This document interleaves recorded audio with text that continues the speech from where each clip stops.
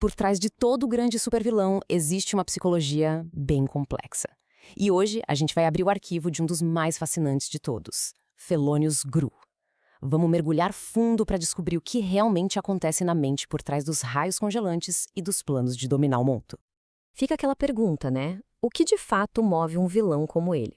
Porque vamos combinar, para além dos foguetes e de um exército de minions, existe um mapa mental que explica cada passo, cada decisão. E no caso do Gru, esse mapa é simplesmente fascinante.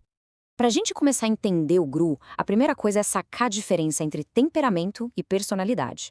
Pensa assim, o temperamento é como se fosse o hardware de uma pessoa. Sabe, a configuração de fábrica, aquilo que já vem com ela. Já a personalidade, bom, essa é o software, que vai sendo moldado pelas experiências da vida. É a mistura desses dois que cria a figura que a gente conhece e ama. Então, qual é o hardware do Gru? A análise mostra uma combinação clássica, o temperamento colérico-melancólico. Imagina uma mistura de fogo com terra. É a ambição explosiva de um conquistador com o perfeccionismo detalhista de um engenheiro. E juntos, eles formam esse arquétipo que a gente chama de o estrategista implacável. Ok, vamos começar pela força que domina a mente dele. O grande motor que move o Gru é o seu lado colérico. Pensa numa força de poração que alimenta toda aquela ambição de ser o maior vilão que já existiu. O temperamento colérico é pura energia, sabe? Quase como um elemento fogo. Pessoas com esse traço são movidas por uma vontade de poder, de controle. Para elas, o mundo é basicamente uma lista de metas a serem conquistadas e de obstáculos a serem completamente demolidos. Paciência não é exatamente o forte deles. E olha, nada ilustra melhor essa mentalidade colérica do que essa frase. Roubar a lua não é só um crime qualquer. É a meta final, a maior de todas. É uma declaração de poder, uma ambição tão gigantesca que ela redefine o que é impossível. É a prova definitiva de que ele é o melhor. Agora, o que é muito legal aqui é ver como esses traços aparecem no dia a dia. Todo mundo lembra da cera do café, certo? Ele simplesmente congela a fila inteira. Aquilo não é maldade pura, é impaciência eficiente. Na cabeça do colérico, a fila é só um obstáculo entre ele e o café dele. E como líder dos Minions, totalmente autocrático. Ele dá a ordem, vamos roubar a lua, e espera que todo mundo execute na hora, sem discussão. Mas se o Gru fosse só esse lado colérico, ele seria um vilão bem raso, né? A complexidade toda vem da segunda camada dele, a mente melancólica. É aqui que a gente encontra o engenheiro preciso, o perfeccionista, e também a origem da dor dele. Então a gente tem esse contraste que é fascinante. Por fora, ele é tipo um trator humano, empurrando tudo para chegar onde quer. Mas por dentro, ele é um arquiteto. O lado colérico quer o resultado, mas o lado melancólico quer a perfeição do plano, do método. É por isso que ele não é um ladrão qualquer, ele é um cientista do crime. E as provas disso estão espalhadas pelo filme todo. Os planos de roubo dele envolvem cálculos super complexos, uma atenção obsessiva aos detalhes. A casa dele, apesar de ser toda macabra, é extremamente organizada, cheia de regras. A chegada caótica das meninas, claro, vira essa ordem de ponta cabeça e gera um estresse enorme nele. E o cinismo? Bom, o cinismo é um escudo. É para proteger um lado interior que tem um medo gigantesco de se machucar de novo.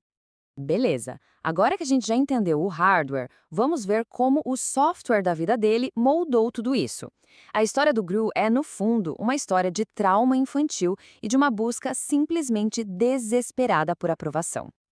Este slide aqui, ele mostra a origem de tudo. A gente vê um padrão que chega a ser devastador.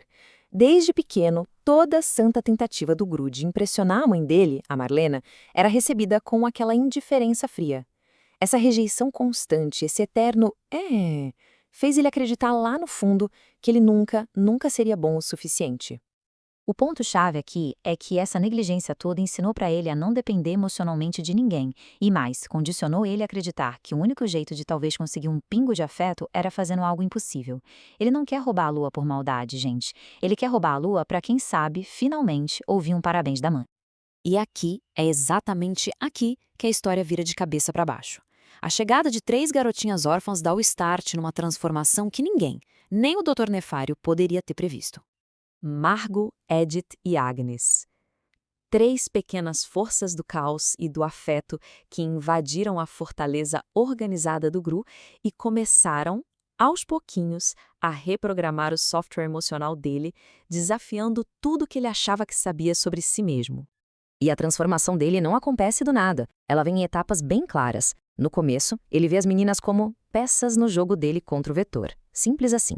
Mas aos poucos, o afeto incondicional delas, principalmente da Agnes, começa a derreter aquele cinismo todo. O ponto de virada, o grande momento, é quando ele literalmente abandona o maior feito da vida dele só para salvar as três. E essa é talvez a conclusão mais importante de toda essa análise. O Gru não deixa de ser o Gru. Ele não fica calmo, passivo, nada disso. A energia colérica, a agressividade, a intensidade, tudo continua ali. A grande diferença é a direção. A mesmíssima força que ele usaria para conquistar o mundo, ele agora usa para proteger a família dele. É poderoso demais.